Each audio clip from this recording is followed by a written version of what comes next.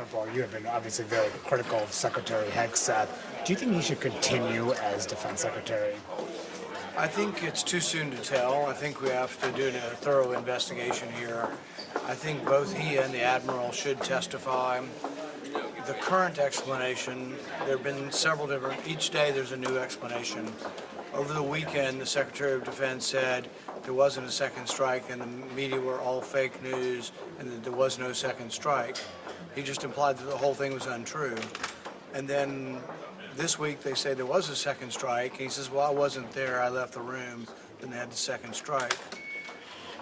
There is a question of the legality of bombing people who are shipwrecked or incapacitated.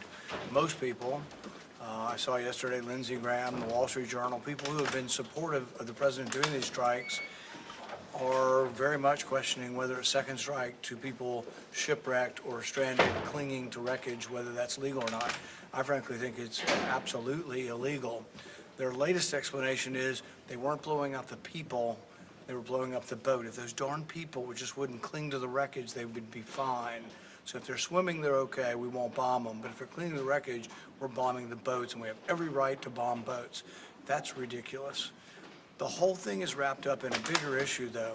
The issue is you have rules of engagement for crime, you have rules of engagement for war.